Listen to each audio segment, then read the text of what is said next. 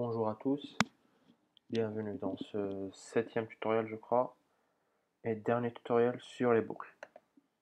Il reste à introduire la boucle for, les règles de syntaxe, alors on va voir ce que c'est.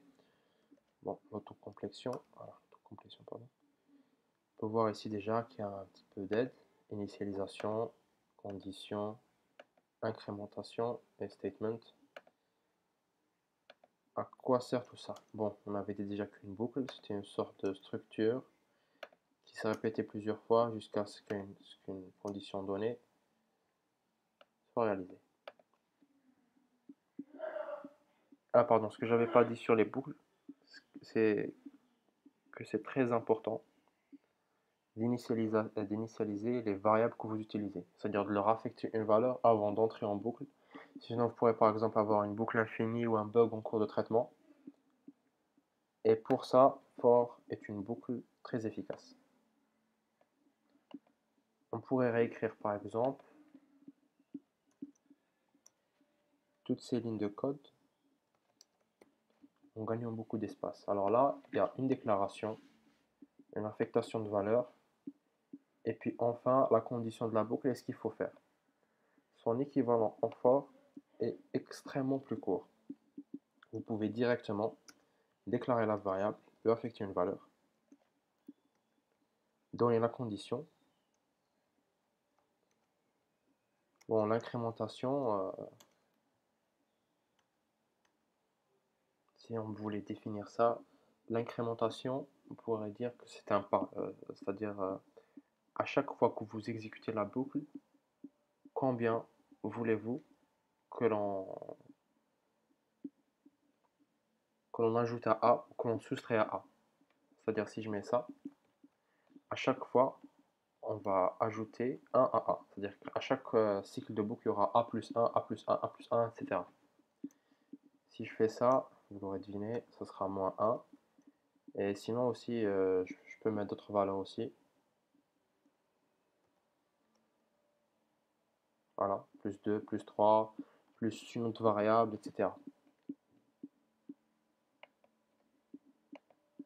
Et là,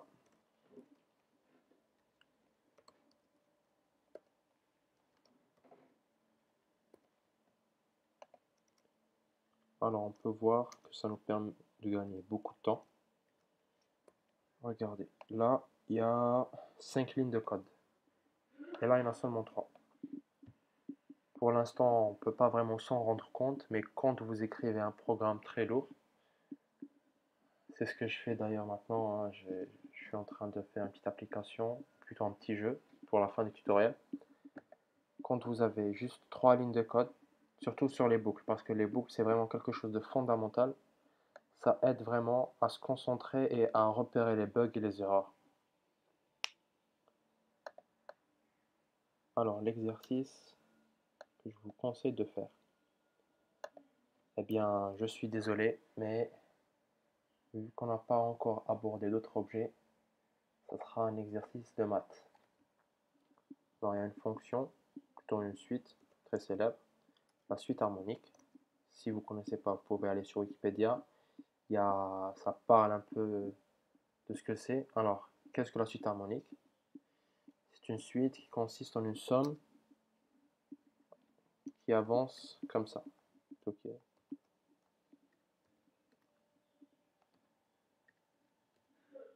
À chaque fois, vous aurez un nombre qui sera de plus en plus petit, jusqu'à l'infini. Dans notre cas, ce ne sera pas à l'infini. Ce sera un certain nombre qu'on devra définir.